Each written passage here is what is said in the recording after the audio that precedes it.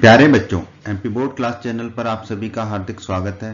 बच्चों, इस वीडियो में हम एमपी बोर्ड के कक्षा 10वीं के गणित के अध्याय 8 त्रिकोणमिति का परिचय पढ़ेंगे। तो वीडियो को पूरा देखिएगा एंड तक, जिससे आपको अध्याय 8 त्रिकोणमिति के परिचय के सारे कंसेप्ट अच्छे से समझ में आ जाएंगे। फिर जब आप अध्याय 8 की प्रश्नावलियों के प्रश्नों को हल करोगे तो सभी प्रश्न आपसे आसानी से हल हो जाएंगे।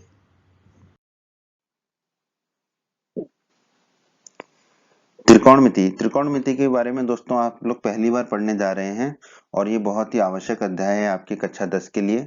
ठीक है, तो इसको बहुत ध्यान से पढ़िएगा, इस वीडियो को पूरा देखिएगा अंत तक, तो आपको पता चलेगा कि त्रिकोणमिति क्या होती है और त्रिकोणमिति के प्रश्नों को कैसे हल करना है, और आपको बहुत मजा आएगा त्रिकोणमिति के प्रश्नों को हल करने में।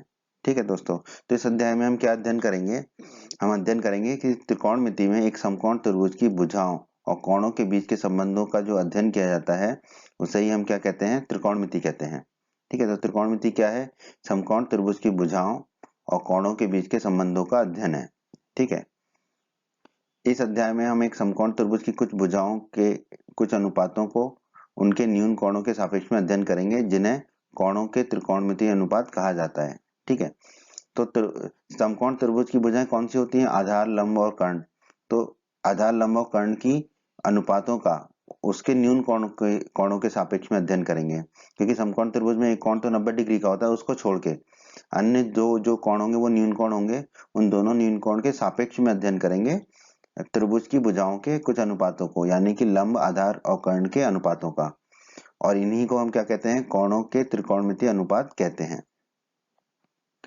हम 0 डिग्री और 90 डिग्री के माप वाले कोणों के त्रिकोणमितीय अनुपातों को भी परिभाषित करेंगे। हम कुछ विशिष्ट कोणों के त्रिकोणमितीय अनुपात परिकलित करेंगे, मतलब परिभाषित करेंगे, और इन अनुपातों से संबंधित कुछ सर्वसमीकाएं, जिन्हें त्रिकोणमितीय सर्वसमीकाएं कहा जाता है, स्थापित करेंगे, मतलब कि कुछ सूत्र स्थापित करेंगे और उन सूत्रों को याद रखेंगे। ठीक है, तो ये सब हम इस अध्याय में, इस वीडियो में हम पढ़ने वाले हैं। आइए दोस्तों, अब हम एक समकोण त्रिभुज ले लेते हैं, समकोण त्रिभुज एबीसी, जिसमें कि कोण भी हमने ले लिया समकोण। ठीक है, अब हम इसकी भुजाओं का अध्ययन कर लेते हैं कोण ए के सापेक्ष में, ताकि हमें त्रिकोणमितीय अनुपातों को समझने में मदद मिले। ठीक है, तो दोस्तों भुजा एसी जो है समकोण त्रिभुज का कर्ण है। ठीक है, क्यों है? अब आप बताइए, भुजा एसी कर्ण क्यों है? क्योंकि दोस्तों हम जानते हैं किसी भी समकोण त्रिभुज में 90 डिग्री या समकोण की जो सम्मुख भुजा होती है वो कर्ण होती है।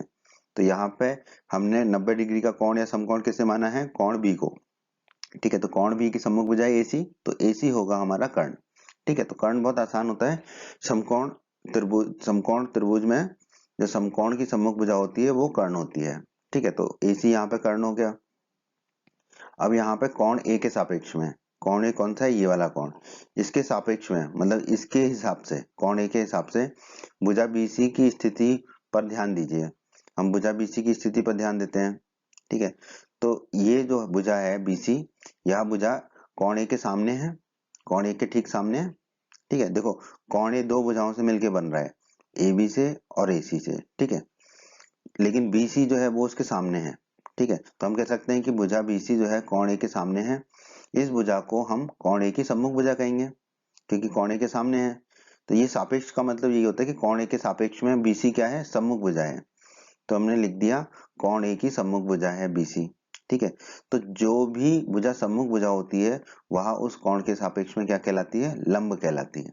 ठीक है, तो कोण ए के लिए ये बीसी भुजा क्या होगी? लंब होगी। ठीक है, तो सम्मुख भुजा जो होती है वो लंब होती है। उसी प्रकार भुजा ए बी के बारे में बात करें, ये कोण ए का एक भाग है। भुजा ए बी जो है वो इससे कोण ए सी से मिलकर बन रहा है, तो कोण ए का एक भाग है ये। अतः इसे हम क्या कहेंगे? कोण ए की संलग्न भुजा कहेंगे। तो भुजा ए बी जो है कोण ए की संलग्न भुजा है। ठीक है, और जो संलग्न भुजा होती है उसी को हम आधार भी कहते हैं। ठीक है, तो कोण ए के सापेक्ष में ए बी जो है आधार है, क्योंकि वो संलग्न भुजा है, और कोण ए के सापेक्ष में बीसी जो है लंब है, क्योंकि वह सम्मुख भुजा है। अब आप कह सकते हैं कि संलग्न भुजा तो एसी भी है, उसको आधार क्यों नहीं कहा? इसीलिए हमने एसी को पहले बता दिया था कि वो कर्ण है। ठीक है, जो भी 90 डिग्री के कोण की सम्मुख भुजा होगी वो तो कर्ण होगी। ठीक है, और वो तो संलग्न होगी ही होगी कोण से। ठीक है, परंतु हमें कर्ण के अलावा दूसरी भुजा देखनी है जो संलग्न हो कोण के, उसको हम आधार कहेंगे। ठीक है, तो इस तरीके से हम लंब और आधार और कर्ण को पहचानते हैं किसी भी समकोण त्रिभुज में। तो दोस्तों जैसा कि हम जानते हैं कोई भी जो समकोण त्रिभुज होता है उसमें दो न्यूनकोण होते हैं, क्योंकि देखो एक तो समकोण होता है तो दो न्यूनकोण होते हैं, एक होगा कोण ए, एक होगा कोण सी। तो कोण ए के सापेक्ष में तो हम देख चुके हैं लंब और आधार और कर्ण को, अब कोण सी के सापेक्ष में देख लेते हैं। ठीक है, तो भुजा एसी तो समकोण त्रिभुज का कर्ण है ही, क्योंकि 90 डिग्री के कोण की सम्मुख भुजा है ये। अब कोण सी के सापेक्ष में तो कोण सी बना लिया, क्योंकि कभी कभी आपको ऊपर वाला कोण दे रखा होगा, हमेशा नीचे का नहीं दे रखा होगा। ठीक है, क्योंकि अब आप बड़े हो गए हो। ठीक है, हो सकता है ऊपर का कोण दे रखा हो और वहां से आपको लंब और कर्ण बताना है। तो हमेशा जो भुजा खड़ी है वो लंब न होगी, आवश्यक नहीं है, जो भुजा नीचे है वो आधार होगी, आवश्यक नहीं है। ये हमेशा कोण के सापेक्ष में देखा जाता है। तो अब कोण सी के सापेक्ष में हम देख लेते हैं। अब कोण सी के सापेक्ष में ए बी भुजा की स्थिति पर ध्यान देते हैं। ठीक, कोण सी के सापेक्ष में जो ए बी भुजा है, ठीक है, यह भुजा जो है कोण सी के सामने की भुजा है, तो इसे हम क्या कहेंगे, कोण सी की सम्मुख भुजा। ठीक है, तो ए बी जो है कोण सी के सापेक्ष में क्या है, सम्मुख भुजा। तो हमने क्या दिया, कोण सी की सम्मुख भुजा है ए बी। ठीक है, और जो भी सम्मुख भुजा होती है वो हमेशा लंब होती है। ठीक है, तो ए बी अब लंब होगा। ठीक है, अब आधार नहीं होगा, कोण सी के सापेक्ष में। ठीक है, तो कोण सी के सापेक्ष में ए बी क्या होगा, लंब होगा। तो हमेशा के लिए याद रख लीजिए कि हमेशा जिस कोण के सापेक्ष में बात की जाती है उस कोण की सम्मुख भुजा हमेशा लंब होती है। ठीक है, अब भुजा बीसी के बारे में देख लेते हैं। भुजा जो बीसी है वो कोण सी का ही एक भाग है, क्योंकि कोण सी जो है भुजा बीसी से बन रहा है, तो इसे हम क्या कहेंगे, कोण सी की संलग्न भुजा।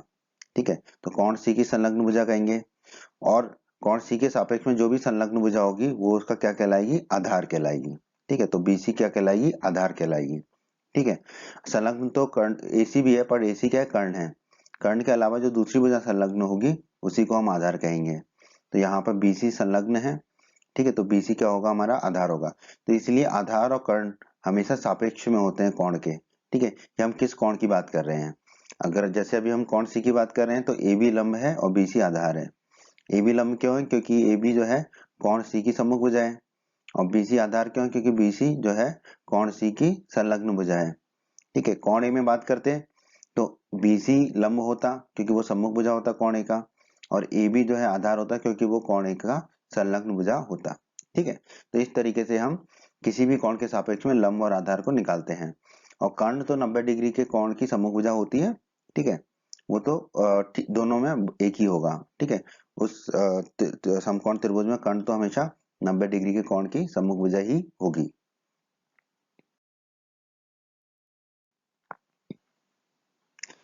आइए दोस्तों, अब हम समकोण त्रिभुज एबीसी के कोण ए के त्रिकोणमितीय अनुपातों का सूत्र पढ़ लेते हैं। ठीक है, तो जैसे ही कोण ए के निकालेंगे उसी तरह से कोण सी के भी आप निकाल सकते हैं।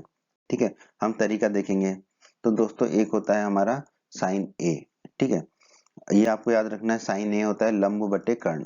ठीक है, तो कोण ए है यानी कि साइन कोण ए के सापेक्ष में हम साइन का मान बता रहे हैं। ठीक है, तो साइन ए का मतलब होता है कोण ए के सापेक्ष में साइन का मान। ठीक है, अगर कोण सी दिया होता तो कोण सी के सापेक्ष में बताते हैं हम। ठीक है, अभी कोण ए के सापेक्ष में बता रहे हैं। ठीक है, इसलिए हमने यहाँ पे कोण ए दिखा दिया है।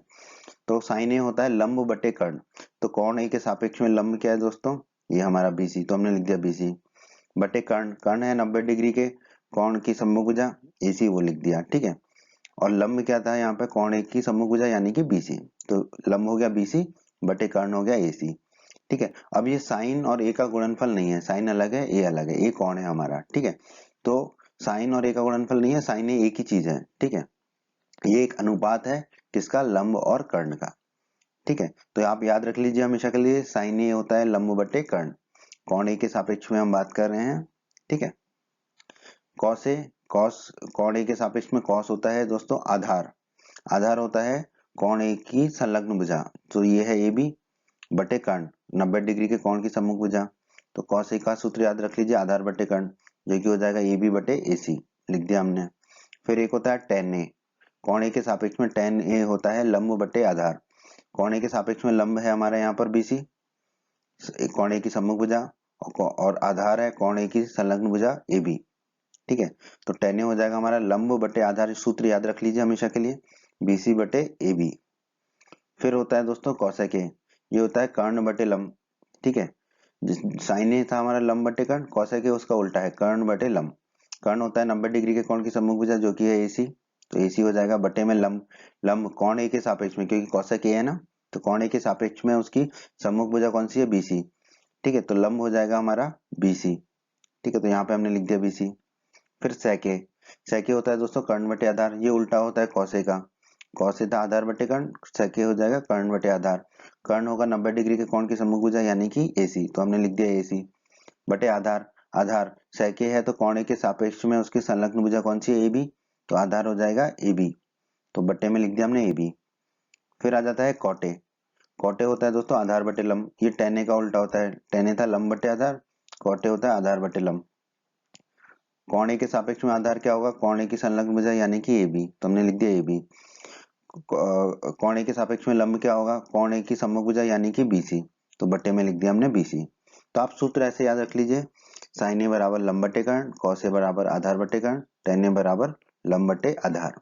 ठीक है, इसको याद करने का तरीका भी बता देता हूँ मैं आपको।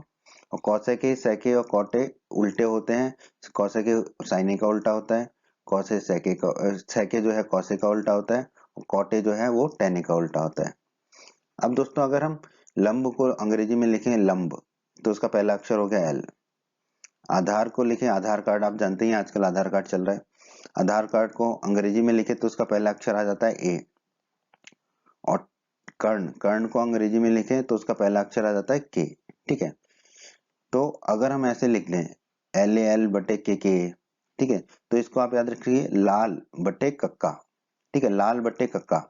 ठीक है, ये याद कर लिया तो ये आपको 6 सूत्र याद करने की आवश्यकता नहीं पड़ेगी, यहीं से निकल आएगा। लाल बटे कक्का कैसे, आप याद कर लीजिए लाल बटे कक्का, जिसमें कि एल है लंब, ए है आधार और के है कर्ण। ठीक है, एल का मतलब लंब है, ए का मतलब आधार है और के का मतलब कर्ण है। लाल बटे कक्का, अब देखिए लाल बटे कक्का में जो पहला है एल बटे के यानी कि लंब बटे कर्ण, वो क्या होगा साइन, साइन है लंब बटे कर्ण। और इसका उल्टा कर दोगे कर्ण बटे लंब तो आ जाएगा कौशेक। फिर दूसरा है आधार बटे कर्ण, आधार बटे कर्ण क्या है हमारा कौस है, तो हमने लिख दिया कौस है। और इसका उल्टा कर देंगे कर्ण बटे आधार तो मिल जाएगा सेक ए। ठीक है, सेक थीटा। फिर है हमारा लंब बटे आधार, लंब बटे आधार क्या है हमारा टेन, टेन ए। ठीक है, इसका उल्टा कर देंगे आधार बटे लंब तो मिल जाएगा कॉट।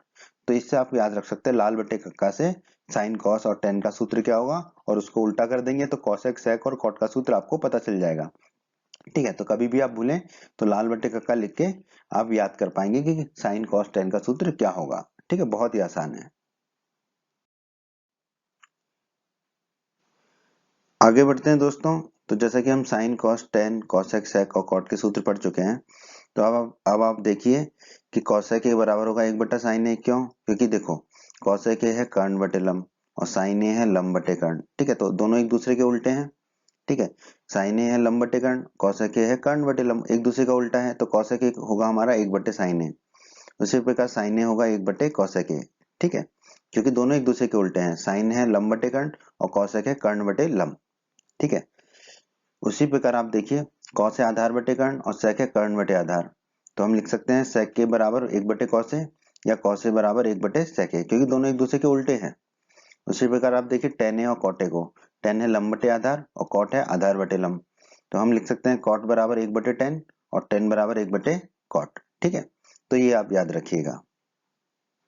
तो इस प्रकार आप क्या कर सकते हैं साइन कॉस टेन के बस सूत्र याद कर लीजिए। ठीक है, कॉसेक सेक और कॉट जो है वो तो उसके उल्टे होते हैं, साइन का उल्टा होता है कॉसेक, कॉस का उल्टा होता है सेक और टेन का उल्टा होता है कॉट।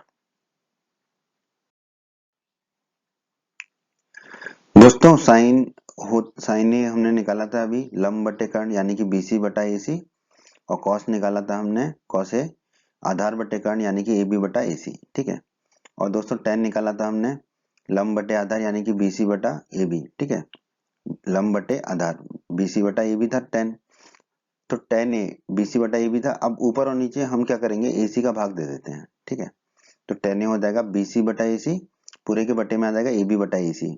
ठीक है, ऊपर और नीचे एसी का भाग देंगे तो कोई फर्क नहीं पड़ेगा हमारा, पर हमने भाग क्यों दिया आप समझिए। अब आप देखिए बीसी बटा एसी किसके बराबर है साइन ए के, तो हम यहाँ लिख देंगे ऊपर साइन ए, और ए बी बटा एसी ये किसके बराबर है कॉस ए के। ठीक है, तो नीचे लिख देंगे कॉस ए। तो tan a आ जाएगा हमारा sin a बटे cos a। तो ये भी एक सूत्र है, tan a होता है sin a बटे cos a। ठीक है, तो इसको भी आप हमेशा के लिए याद कर लीजिए। उसी प्रकार दोस्तों cot a हमने निकाला था आधार बटे लंब, यानी कि AB बटा BC। ठीक है, अब यहाँ पर भी ऊपर और नीचे AC का भाग दे देते हैं, तो cot a हो जाएगा, ऊपर देंगे तो AB बटा AC और नीचे देंगे तो BC बटा AC। ऊपर और नीचे दोनों में दिया AC का भाग तो कोई फर्क नहीं पड़ेगा। अब आप देखिए AB बटा AC क्या है हमारा cos a, तो ऊपर cos a लिख देंगे, और BC बटा AC कितना है sin a, तो नीचे sin a लिख देंगे। तो cot a आ जाएगा हमारा cos a बटे sin a। तो इसको भी याद रख लीजिए। ठीक है, ये रिश्ते हैं इनमें आपस में। ठीक है, इसको आप कह सकते हैं कि ये रिश्ता क्या कहलाता है, ये रिश्ता कहलाता है tan a बराबर sin a बटे cos a और cot a बराबर cos a बटे sin a। क्योंकि आप जानते हैं tan a और cot a एक दूसरे का उल्टा है, तो sin में जैसे आपने याद कर लिया tan a बराबर होता है sin a बटे cos a, तो cot a क्या होगा, इसका उल्टा होगा, यानी कि cos a बटे sin a होगा। ठीक है, तो दोस्तों हमने पढ़ लिया कि त्रिकोणमितीय अनुपात क्या होते हैं, sine cos tan cosec sec और कॉट। ठीक है, अब हम इनको कुछ कैसे प्रदर्शित करते हैं और कैसे प्रदर्शित नहीं करते हैं उसके बारे में थोड़ा सा पढ़ लेते हैं। तो दोस्तों अगर हमें दिया गया है साइन ए का होल स्क्वायर, तो उसे हम लिख सकते हैं संक्षिप्त रूप से साइन स्क्वायर ए। उसी प्रकार अगर कॉस ए का होल स्क्वायर दिया गया है तो उसे लिख सकते हैं हम कॉस स्क्वायर ए। अगर टेन ए का होल स्क्वायर दिया गया है तो उसे लिख सकते हैं टेन स्क्वायर ए। अगर कॉसेक ए का होल स्क्वायर दिया गया है तो उसे लिख सकते हैं कॉसेक स्क्वायर ए। अगर सेक ए का होल स्क्वायर दिया गया है तो उसे लिख सकते हैं सेक स्क्वायर ए। और अगर कॉट ए का होल स्क्वायर दिया गया है तो उसे लिख सकते हैं कॉट स्क्वायर ए। तो बहुत ही आसान है ये। ठीक है, यहाँ पे ध्यान रखिए साइन और ए अलग अलग नहीं है, कॉस और ए अलग अलग नहीं है, एक ही है। उसी प्रकार साइन स्क्वायर ए एक है, साइन स्क्वायर अलग नहीं है और ए अलग नहीं है। ठीक है, बिना कोण के sine cos tan cosec sec cot का कोई मतलब नहीं रह जाता है। ठीक है, ये हमेशा कोण के साथ ही लिखे जाते हैं, परंतु ये कोण का गुणनफल नहीं होता है। अब दोस्तों अगर साइन इनवर्स ए है तो उसे हम क्या लिख सकते हैं क्या कि साइन -1 ए? नहीं, ये नहीं होता है। ठीक है, ये सिर्फ स्क्वायर वगैरह के लिए होता है, धनात्मक घातों के लिए होता है, ऋणात्मक घातों के लिए नहीं होता है। ठीक है, और इसके बारे में इसको बोलते हैं हम साइन इनवर्स ए। ठीक है, इसके बारे में आप उच्च कक्षाओं में पढ़ोगे, कक्षा 11-12 में। ठीक है, कक्षा 10 में नहीं है ये साइन इनवर्स ए आपके बारे में, आपके अध्याय में। ठीक है, कक्षा 10 में नहीं है, परंतु धनात्मक घातों के लिए तो आप संक्षिप्त रूप से जैसे हमने हरे रंग से दिखाया वैसे लिख सकते हो। ठीक है, लेकिन ऋणात्मक घात को ऐसे नहीं लिख सकते, इसलिए मैंने नॉट इक्वल टू लगाया है। ठीक है, तो ध्यान रखिएगा साइन ए का होल इनवर्स बराबर नहीं होगा साइन इनवर्स ए के। उसी प्रकार कॉस के लिए लिख दिया हमने, कॉस ए का होल इनवर्स बराबर नहीं होगा कॉस इनवर्स ए के। उसी प्रकार टेन के लिए लिख दिया, टेन ए का होल इनवर्स बराबर नहीं होगा टेन इनवर्स ए के। ठीक है, तो धनात्मक घातों के लिए ही संक्षिप्त रूप से लिखा जाता है, ऋणात्मक घातों के लिए नहीं लिखा जाता है, क्योंकि साइन ए का होल इनवर्स होगा दोस्तों 1 बटे साइन ए, और 1 बटे साइन ए होता है कॉसेक ए। उसी प्रकार कॉसेक ए का होल इनवर्स होगा 1 बटा कॉस ए, और 1 बटा कॉस ए होता है सेक ए। उसी प्रकार टेन ए का होल इनवर्स होगा 1 बटा टेन ए, और 1 बटा टेन ए होता है कॉट ए। ठीक है, अब हम कुछ गुणों के बारे में चर्चा कर लेते हैं। दोस्तों जो साइन ए का प्रतीक होता है, ठीक है, साइन ए लिखते हैं, उसका प्रयोग क्या होता है, कोण ए के साइन के संक्षिप्त रूप में होता है। साइन कॉस टेन ये सब क्या है, त्रिकोणमितीय अनुपात है। ठीक है, तो sine cos tan cosec sec cot, इनका ना बिना कोण के कोई अस्तित्व नहीं है, इनको हमेशा कोण के साथ ही लिखा जाता है। ठीक है, तो कोण जैसे कि कोण ए या कोण सी। ठीक है, तो साइन ए का जो प्रतीक है उसका प्रयोग कोण ए के साइन के संक्षिप्त रूप में किया जाता है। ठीक है, तो साइन ए जो है साइन और ए का गुणनफल नहीं होता है, ये हमेशा के लिए गांठ बांध लीजिए। ये गुणनफल नहीं है, ये एक साथ लिखते हैं हम, क्योंकि कोण ए के सापेक्ष में हम साइन का मान बता रहे हैं इसलिए। ठीक है, तो साइन और ए का गुणनफल नहीं होता है साइन ए, ये हमेशा के लिए ध्यान रख लीजिए। तो साइन ए बराबर नहीं होगा साइन गुणा ए, क्योंकि साइन का कोई मतलब ही नहीं है। Sine cos tan cosec sec cot जितने भी त्रिकोणमितीय अनुपात हैं उनको हमेशा किसी न किसी कोण के सापेक्ष में ही लिखा जाता है। ठीक है, और कोण के साथ ही लिखा जाता है, बिना कोण के उनका कोई अस्तित्व नहीं होता, इसलिए साइन ए बराबर नहीं होगा साइन गुणा ए के। ठीक है, इसी प्रकार cos tan cosec sec cot सबके लिए यही लागू होता है, कोई भी गुणनफल नहीं है कोण के साथ। ठीक है, वो हमेशा कोण के साथ ही लिखे जाते हैं, क्योंकि वो जो अनुपात है वो किसी कोण के सापेक्ष में ही बताया जाता है। तो इस तरह के प्रश्न आपसे पूछे गए हैं। ठीक है, तो उन प्रश्नों को हल करने के लिए आपको, और वैसे भी आपको पता होना चाहिए, कभी कभी आप क्या करते हो, साइन से साइन को काट दोगे तो आप कहोगे कि ये बचा, ऐसा नहीं कर सकते हैं, ठीक है। तो ध्यान रखना है आपको कि ये गुणनफल नहीं होता है, ठीक है। ये हमेशा जो है त्रिकोणमितीय अनुपात जो होते हैं, sine cos tan cos x है कॉट, इनको हमेशा किसी ना किसी कोण के साथ ही लिखा जाता है, परंतु वहां उन कोण के साथ उनका गुणनफल नहीं होता है, ठीक है। त्रिकोणमितीय अनुपातों की कुछ और चर्चा कर लेते हैं दोस्तों। साइन ए को SINE ए भी कहा जाता है, इसी प्रकार कॉस ए को कोसाइन ए भी कहा जाता है, इसी प्रकार टेन ए को टेंजेंट ए भी कहा जाता है, कॉसेक ए को कॉसेंट ए भी कहा जाता है, सेक ए को सेकेंड ए भी कहा जाता है, और कॉट ए को कॉट टेंजेंट ए भी कहा जाता है, ठीक है। तो इस तरह के एक आध प्रश्न पूछे गए हैं आपके अध्याय में, हालांकि ये बहुत ज्यादा महत्वपूर्ण नहीं है, ठीक है, पर कभी कभी एक दो नंबर के अंकों के प्रश्न आपसे पूछ लिए जा सकते हैं कि किसको क्या कहा जाता है, तो आप याद कर लीजिए, ठीक है। देखो कैसे याद कर सकते हैं, साइन का तो दिख ही रहा है साइन जैसा ही, ठीक है, कॉस का भी दिख रहा है कोसाइन जैसा ही, ठीक है, टेंजेंट टेन का दिख रहा है टेंजेंट, ठीक है, और टेन और कॉट एक दूसरे का उल्टा होता है, तो कॉट में भी आ गया टेंजेंट, ठीक है। सेक का दिख रहा है सेकेंड जैसा, ठीक है, कॉसेक, कॉसेक में देखो कॉसेक पूरा आ गया यहाँ पर, ठीक है, तो कॉसेक यहाँ पूरा आ गया, वो कॉसेक होगा, ठीक है। जिसमें साइन आ गया सिर्फ साइन, तो वो साइन होगा, ठीक है। साइन और कॉस दोनों आ गए तो वो कॉस होगा, और जिनमें टेंजेंट आ गए वो सिर्फ टेंजेंट आ गया वो टेन होगा, कॉट के साथ टेंजेंट आ गया तो कॉट होगा, और सेकंड, ठीक है, सेक से शुरू हुआ वो सेक होगा, ठीक है। तो इस तरह से आप याद रख सकते हैं इसको, ठीक है।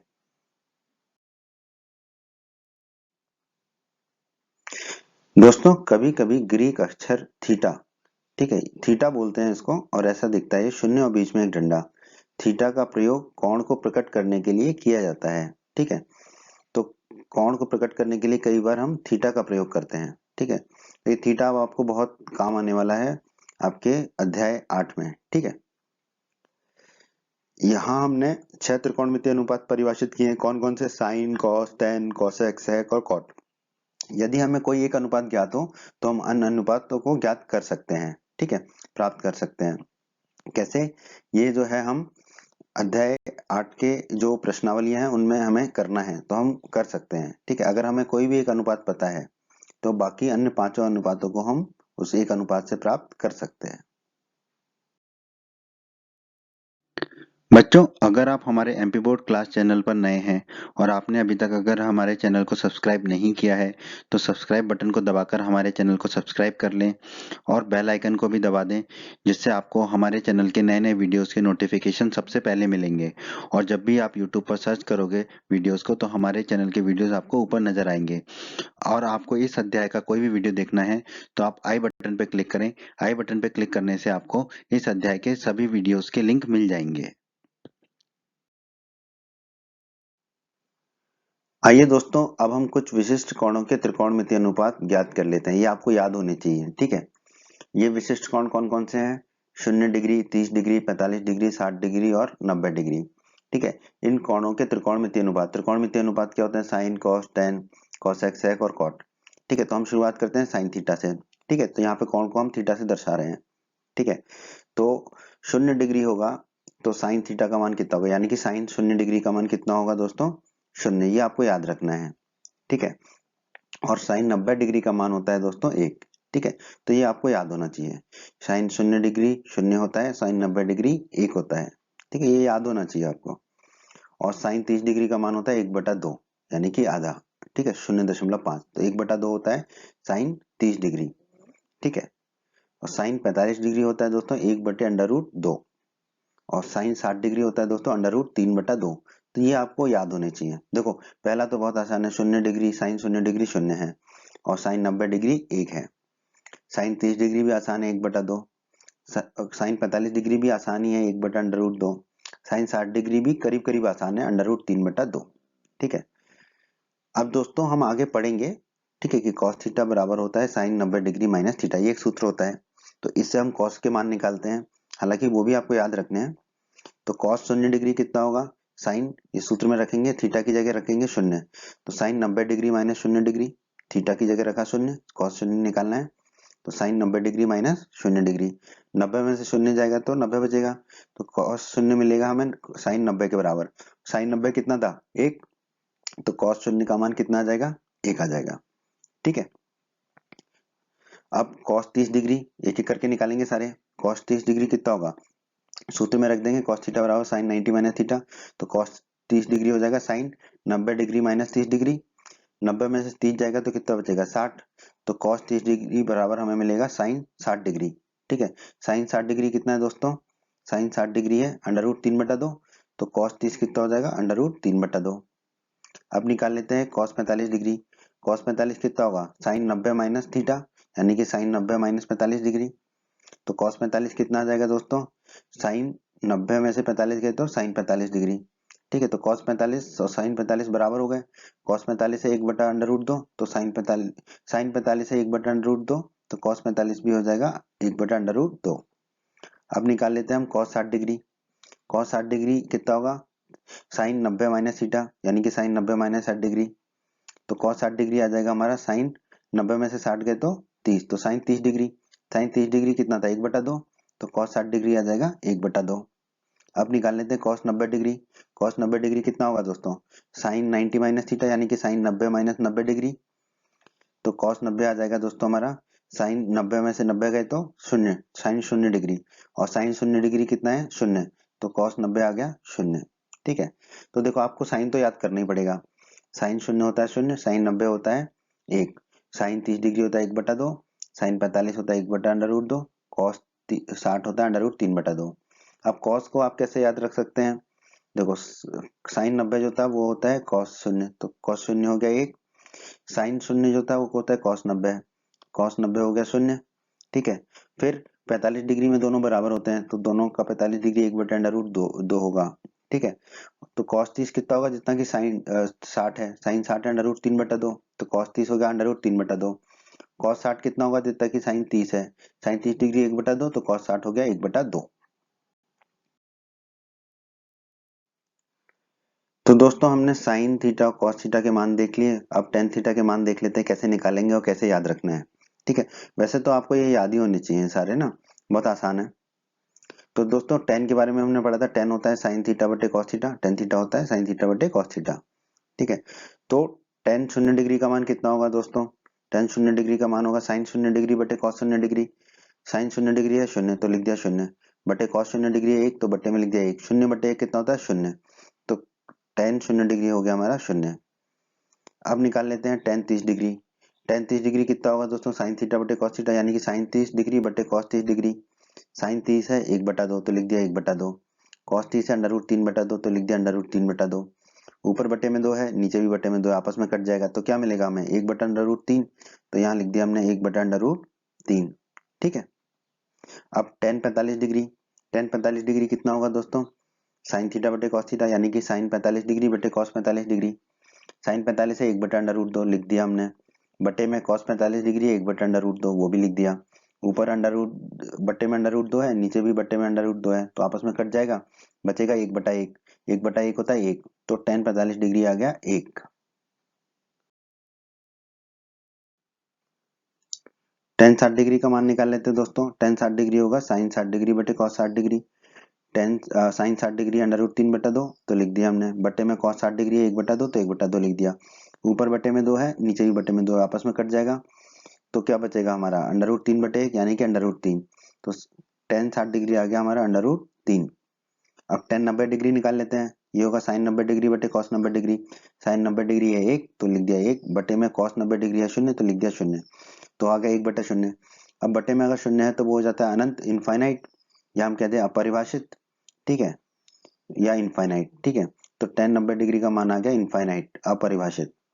अब आप टेन के मान देखिए, 0 डिग्री पे है 0, 30 डिग्री पे 1/√3, 45 डिग्री पर है 1, 60 डिग्री पर अंडर रूट 3, और 90 डिग्री पर है अनंत, अपरिभाषित। ठीक है, तो बहुत ही आसान है, देखो 45 डिग्री पर तो 1 है, 0 डिग्री पर 0 है, 30 डिग्री पर 1/√3 है, तो 60 डिग्री पर उसका उल्टा हो जाता है अंडर रूट 3, और 90 डिग्री पर यह है अपरिभाषित। आइए दोस्तों अब हम कॉसेक थीटा का मान ज्ञात कर लेते हैं। दोस्तों हमने पढ़ा था अभी अभी कि कॉसेक थीटा होता है 1/sin थीटा, तो हमने साइन थीटा के सारे मान लिख लिए हैं। ठीक है, अब 1/sin थीटा करेंगे तो cosec थीटा आ जाएगा। तो cosec 0 डिग्री कितना होगा दोस्तों? 1/sin 0 degree. ठीक है, तो बराबर 1/sin 0 डिग्री है 0, तो हमने लिख दिया 0। तो 1/0 कितना होता है दोस्तों? अनंत, अपरिभाषित। तो cosec 0 डिग्री हो जाएगा अपरिभाषित अनंत। ठीक है, अब निकाल लेते हैं cosec 30 डिग्री। cosec 30 डिग्री कितना होगा? 1/sin 30 डिग्री बराबर 1/sin 30 डिग्री 1/2, तो हमने लिख दिया 1/2। अब नीचे बटे में 1/2 है तो 2 ऊपर चला जाएगा तो हमें मिल जाएगा 2। तो cosec 30 डिग्री कितना मिल जाएगा दोस्तों? हमें 2। तो हमने लिख दिया cosec 30 डिग्री बराबर 2। अब निकाल लेते हैं cosec 45 डिग्री। cosec 45 डिग्री कितना होगा दोस्तों? 1/sin 45 डिग्री बराबर 1/sin 45 डिग्री कितना है दोस्तों? 1/√2। तो हमने लिख दिया बटे में 1/√2। तो ये बटे में 1/√2 है तो √2 ऊपर चला जाएगा तो हमें मिलेगा √2। तो cosec 45 डिग्री मिल जाएगा दोस्तों हमें √2। अब निकाल लेते हैं cosec 60 डिग्री। cosec 60 डिग्री होगा 1/sin 60 डिग्री। sin 60 डिग्री का मान है √3/2, तो बराबर 1/√3/2 लिख देंगे। sin 60 डिग्री का मान √3/2। ठीक है, अब देखो एक के बटे में है √3/2, तो √3 तो नीचे रहेगा, 2 ऊपर चला जाएगा तो ये हो जाएगा 2/√3। ठीक है, देखो उल्टा हो जाएगा ना, 2 ऊपर चला जाएगा, √3 नीचे आ जाएगा, तो हमें मिलेगा 2/√3 cosec 60 डिग्री का मान। अब निकाल लेते हैं cosec 90 डिग्री। cosec 90 डिग्री कितना होगा दोस्तों? 1/sin 90 degree. sin 90 डिग्री है 1, तो sin 90 डिग्री की जगह रख देंगे 1, तो ये हो जाएगा 1/1। 1/1 होता है 1, तो cosec 90 डिग्री मिल गया हमको 1। ठीक है दोस्तों, आइए दोस्तों अब हम sec थीटा का मान ज्ञात कर लेते हैं। तो दोस्तों हम जानते हैं sec थीटा होता है 1/cos थीटा। तो हमने cos थीटा के मान लिख लिए। ठीक है, तो 1/cos थीटा करेंगे तो sec थीटा के भी मान आ जाएंगे। तो निकाल लेते हैं sec 0 डिग्री। sec 0 डिग्री कितना होगा? 1/cos 0 डिग्री बराबर 1/cos 0 डिग्री कितना है? 1, तो बटे में 1 लिख दिया। 1/1 होता है 1, तो sec 0 डिग्री आ गया हमारा 1। ठीक है, अब निकालेंगे sec 30 डिग्री। sec 30 डिग्री होगा 1/cos 30 डिग्री बराबर 1/cos 30 डिग्री √3/2, तो बटे में √3/2 लिख दिया। तो 2 ऊपर चला जाएगा, नीचे √3 रह जाएगा, तो ये हो जाएगा 2/√3। तो sec 30 डिग्री आ गया 2/√3। ठीक है, देखो √3/2 था cos 30 डिग्री, तो इसको उल्टा कर दो तो आ गया 2/√3 sec 30 डिग्री। अब निकाल लेते हैं sec 45 डिग्री। sec 45 डिग्री होगा 1/cos 45 डिग्री बराबर 1/cos 45 डिग्री कितना है दोस्तों? 1/√2, तो लिख दिया हमने 1/√2। अब √2 ऊपर चला जाएगा तो मिलेगा हमें √2। ठीक है, तो sec 45 मिल गया √2। ठीक है, देखो cos 45 1/√2 था, तो उल्टा करेंगे तो √2/1 आएगा, यानी कि √2। तो sec 45 आ गया √2। अब निकाल लेते हैं sec 60 डिग्री। sec 60 डिग्री होगा दोस्तों 1/cos 60 डिग्री बराबर 1/cos 60 डिग्री 1/2, तो बट्टे में 1/2 रख दिया। अब 2 ऊपर चला जाएगा तो हमें मिलेगा 2, तो sec 60 डिग्री मिल गया हमको 2। देखिए cos 60 डिग्री 1/2 था, उल्टा करेंगे तो मिलेगा 2/1। 2/1 होता है 2, तो sec 60 डिग्री होगा 2। अब निकाल लेते हैं sec 90 डिग्री। sec 90 डिग्री होगा 1/cos 90 डिग्री बराबर 1/cos 90 डिग्री कितना है? 0, तो बटे में 0 आ जाएगा। 1/0 होता है अनंत, इनफाइनाइट। ठीक है, या अपरिभाषित। तो sec 90 डिग्री कितना होगा? अपरिभाषित या अनंत। अब दोस्तों cot थीटा का मान निकाल लेते हैं। तो cot थीटा दोस्तों हम जानते हैं होता है cot थीटा बराबर 1/tan थीटा। तो हमने tan थीटा के जो मान निकाले थे वो लिख दिए यहाँ पर। ठीक है, तो अब cot 0 डिग्री कितना होगा? 1/tan 0 डिग्री बराबर 1/tan 0 डिग्री है 0, तो बटे में 0 लिख दिया। 1/0 होता है दोस्तों अनंत, अपरिभाषित। ठीक है, इनफाइनाइट। तो ये हो जाएगा अपरिभाषित अनंत। तो cot 0 डिग्री हो गया अपरिभाषित अनंत।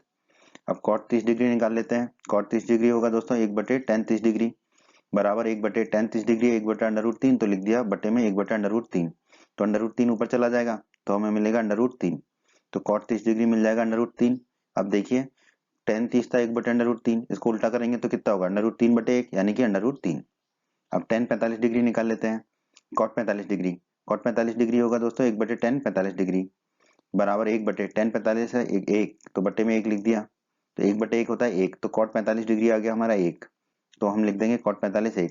देखिए tan 45 1 था, अब इसका उल्टा करेंगे तो 1/1 भी 1 ही होगा, तो cot 45 भी 1 आ गया हमारा। अब cot 60 डिग्री निकाल लेते हैं। cot 60 डिग्री होगा 1/tan 60 डिग्री बराबर 1/tan 60 डिग्री √3, तो बटे में √3 लिख दिया, तो मिल गया हमें 1/√3। तो cot 60 डिग्री मिल गया 1/√3। देखिए tan 60 था √3, उल्टा करेंगे तो मिलेगा 1/√3। ठीक है, अब कॉट 90 डिग्री होगा 1/tan 90 डिग्री बराबर 1/tan 90 डिग्री है अनंत, तो बट्टे में अनंत रख दिया तो 1/, अनंत होता है 0, तो कॉट 90 डिग्री आ जाएगा हमारा 0। ठीक है,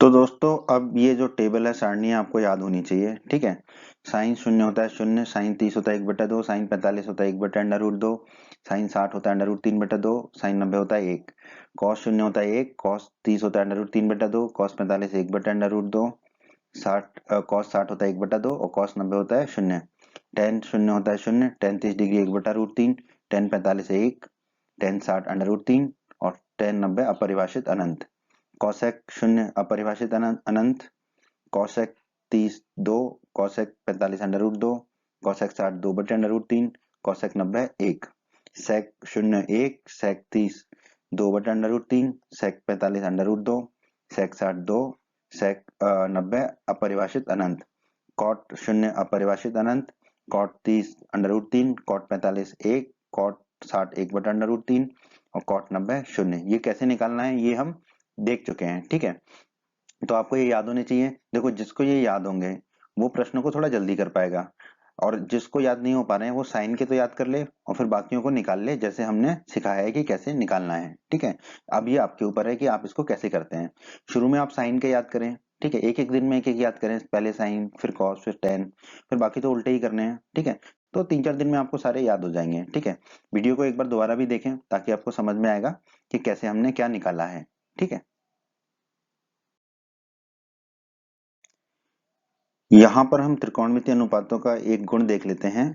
हम यहाँ देख सकते हैं कि यदि एक समकोण त्रिभुज की हमें एक भुजा और कोई एक अन्य भाग, या तो न्यून कोण या कोई एक भुजा ज्ञात हो, तो त्रिभुज की शेष भुजाएं और कोण ज्ञात किए जा सकते हैं। ठीक है, तो देखिए समकोण त्रिभुज में एक कोण 90 डिग्री का होता है, वो तो हमको पता ही है। ठीक है, उसके अलावा या तो हमें एक कोई न्यून कोण पता हो, कोण ए या कोण बी, कोई भी एक न्यून कोण जो समकोण नहीं हो। ठीक है, ठीक है, और एक भुजा पता हो। ठीक है, तो हम जो है समकोण त्रिभुज की शेष भुजाएं और कोण ज्ञात कर सकते हैं। ठीक है, या फिर हमें दो भुजाएं पता हो। ठीक है, देखो समकोण त्रिभुज की एक भुजा तो हमें पता होनी चाहिए, और एक भुजा के अलावा अन्य भाग या तो वो न्यून कोण हो या कोई दूसरी भुजा हो ज्ञात हो, तो हमें त्रिभुज की शेष भुजाओं की लंबाई और तीनों कोण हम ज्ञात कर सकते हैं। एक कोण तो हमको पता ही है 90 डिग्री होता है। ठीक है, अन्य दो कोण ज्ञात कर सकते हैं, तो एक भुजा कम से कम, देखो या तो हमें एक भुजा पता हो या दो भुजा पता हो। ठीक है, या फिर एक भुजा और एक न्यूनकोण पता हो, तो हम त्रिभुज की तीनों भुजाओं का मान बता सकते हैं, लंबाई बता सकते हैं और तीनों कोण बता सकते हैं। ठीक है, आइए दोस्तों अब पूरक कोणों के त्रिकोणमितीय अनुपातों का जो भी गुणधर्म है वो सीख लेते हैं। हम कुछ सूत्र देख लेते हैं। ठीक है, पूरक कोण से तो दोस्तों साइन 90 डिग्री माइनस थीटा होता है कॉस थीटा। ठीक है, ये एक सूत्र है जो आपको याद रखना है। उसी प्रकार कॉस 90 डिग्री माइनस थीटा होता है साइन थीटा। ठीक है, तो ये आपको याद रखना है कि साइन 90 डिग्री माइनस थीटा होगा कॉस थीटा और कॉस 90 डिग्री माइनस थीटा होगा साइन थीटा। ठीक है, ये सूत्र तो अभी हमने उपयोग किया था कॉस थीटा के मान निकालने के लिए, कॉस थीटा बराबर साइन 90 डिग्री माइनस थीटा, जिसमें हमने कहा था कि इसके बारे में हम आगे पढ़ेंगे। ठीक है, तो ये दोनों सूत्रों को याद कर लीजिए, साइन और कॉस में है। साइन 90 डिग्री माइनस थीटा होगा कॉस थीटा और कॉस 90 डिग्री माइनस थीटा होगा साइन थीटा। दोनों आपस में एक दूसरे का हिसाब किताब बराबर कर लेते हैं। फिर टेन 90 डिग्री माइनस थीटा होता है कॉट थीटा, उसी प्रकार कॉट 90 डिग्री माइनस थीटा होता है टेन थीटा। ये सूत्र आपको याद रखने हैं।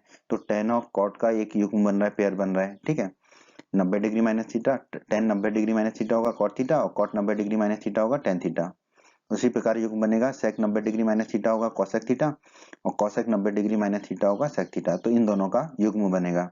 ठीक है, तो याद रखना साइन का कॉस के साथ, टेन का कॉट के साथ और सेक का कोसेक के साथ। ठीक है, 90 डिग्री माइनस थीटा दूसरा हो जाता है। ठीक है, साइन 90 डिग्री माइनस थीटा होगा cos theta, cos 90 degree minus theta होगा sine theta, tan 90 degree minus theta होगा cot theta, cot 90 degree minus theta होगा tan theta, sec 90 degree minus theta होगा cosec theta, cosec 90 degree minus theta होगा sec theta. ये सूत्र आपको याद होने ही चाहिए।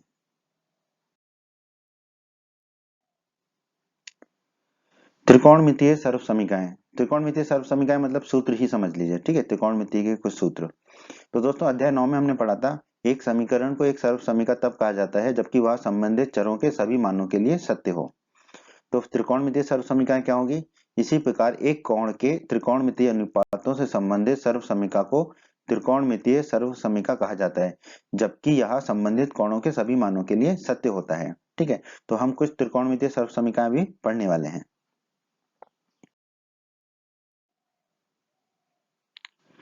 तो दोस्तों कुछ त्रिकोणमितीय सर्वसमीकाएं देख लेते हैं। ये अंतिम भाग है आपके इस अध्याय का। तो एक होता है साइन स्क्वायर थीटा धन कॉस स्क्वायर थीटा बराबर 1। बहुत ही आवश्यक है, आपको हमेशा याद होनी चाहिए। साइन स्क्वायर थीटा धन कॉस स्क्वायर थीटा हमेशा 1 के बराबर होता है। दूसरी सर्वसमीका है, दूसरा सूत्र है sec square theta minus tan square theta बराबर 1 होता है। तीसरा है cosec square theta minus cot square theta बराबर होता है 1। ठीक है, अब इनको याद करने का तरीका क्या हो सकता है वो बता देता हूँ मैं थोड़ा सा। तो अभी हमने पढ़ा था लाल बटे कक्का। लाल था लंब, एल था लंब, ए था आधार, के था कर्ण। अब इसको उल्टा कर दे तो कक्का बटे लाल हो जाएगा। ठीक है, तो अब हम देखते हैं कि किसमें जो है हर समान है। ठीक है, तो देखो लंब बटे कर्ण और आधार बटे कर्ण, इन दोनों के बटे में के आ रहा है। ठीक है, कर्ण आ रहा है, तो इन दोनों का पेयर बन जाएगा। तो साइन और कॉस, तो साइन स्क्वायर थीटा धन कॉस स्क्वायर थीटा बराबर 1। ठीक है, तो मतलब सूत्र याद रखने के लिए कि किसके साथ क्या आ रहा है। ठीक है, और देखो तीनों सूत्रों में बराबर हमने 1 लिखा है ताकि सूत्र याद रखने में आसानी हो। तो साइन और कॉस दोनों के बट्टे में कर्ण आता है, तो दोनों एक ही सूत्र में होंगे। तो साइन स्क्वायर थीटा धन कॉस स्क्वायर थीटा बराबर 1 होगा। ठीक है, बाकी दोनों सूत्रों में जो है माइनस का चिन्ह लगेगा। ठीक है, अब देखते हैं कि आधार किस किस के बट्टे में आ रहा है। तो लंब बटे आधार होता है tan और कर्ण बटे आधार होता है sec। तो sec और tan जो है वो एक साथ आएंगे।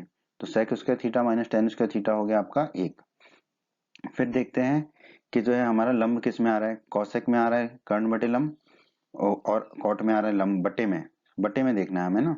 तो कर्ण बटे लंब होता है कॉसेक और आधार बटे लंब होता है कॉट। तो cosec square theta minus cot square theta बराबर होगा 1। ठीक है, अब आप कह सकते हो कि कौन सा धनात्मक होगा कौन सा ऋणात्मक होगा, इसको कैसे याद रखें। तो देखो s पहले आता है और t बाद में आता है ABCD में। तो s पहले लिखेंगे t बाद में लिखेंगे। उसी प्रकार आप इसमें देखिए CO तो दोनों में कॉमन है, फिर s पहले आता है और t बाद में आता है, तो s वाला पहले हो गया t वाला बाद में हो गया। ये बस याद रखने के लिए है। ठीक है, अब हम आगे बढ़ते हैं। तो दोस्तों अगर हम cos स्क्वायर थीटा को दाईं तरफ ले जाएं तो ऋणात्मक हो जाएगा। तो साइन स्क्वायर थीटा बराबर 1 माइनस कॉस स्क्वायर थीटा होगा, वो यही सूत्र है।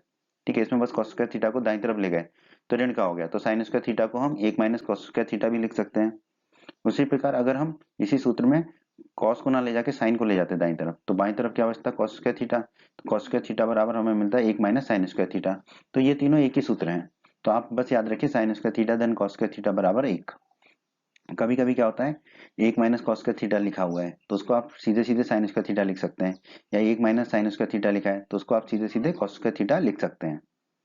अब दूसरे सूत्र में हम क्या करते हैं, माइनस टेन स्क्वायर थीटा को दाईं तरफ ले जाएंगे तो धनात्मक हो जाएगा। तो सेक स्क्वायर थीटा बराबर हो जाएगा 1 धन टेन स्क्वायर थीटा के। ठीक है, तीसरे सूत्र में भी क्या करते हैं, जो ऋणात्मक है उसे दाईं तरफ ले जाते हैं। तो कॉसेक स्क्वायर थीटा किसके बराबर हो जाएगा 1 धन कॉट स्क्वायर थीटा के। ठीक है, पर सूत्र आप ये तीन बस याद रखिए।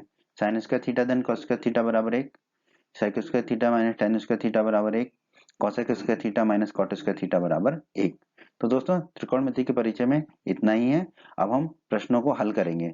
तो प्रश्नावली 8.1, 8.2, 8.3, 8.4 के वीडियोस को आप अवश्य देखिए। उसी से आपको त्रिकोणमिति के कंसेप्ट आपके क्लियर होंगे। उम्मीद करते हैं बच्चों आपको एमपी बोर्ड क्लास का ये वीडियो पसंद आया होगा। बच्चों अगर आप हमारे चैनल पर नए हैं और आपने अभी तक चैनल को सब्सक्राइब नहीं किया है तो आप सब्सक्राइब बटन को दबाकर जल्दी से चैनल को सब्सक्राइब कर लीजिए और बेल आइकन को भी दबा दीजिए। बेल आइकन को दबाने से क्या होगा, हमारे चैनल पर जब भी कोई नया वीडियो आएगा तो उसका नोटिफिकेशन सबसे पहले आपको मिलेगा और यूट्यूब सर्च में भी आपको हमारे वीडियोज ऊपर नजर आएंगे। और आप हमारे वीडियोज को अपने सभी दोस्तों के साथ फेसबुक और व्हाट्सएप पर अवश्य शेयर कीजिए जिससे आपके दोस्तों का भी लाभ हो सके। वीडियो पसंद आया है तो वीडियो को लाइक जरूर कर दीजिएगा। और इस अध्याय के बाकी अन्य वीडियोस देखने के लिए आप आई बटन पर क्लिक करें। आई बटन पर क्लिक करने से आपको इस अध्याय के बाकी सभी वीडियोस के लिंक प्राप्त हो जाएंगे। धन्यवाद बच्चों।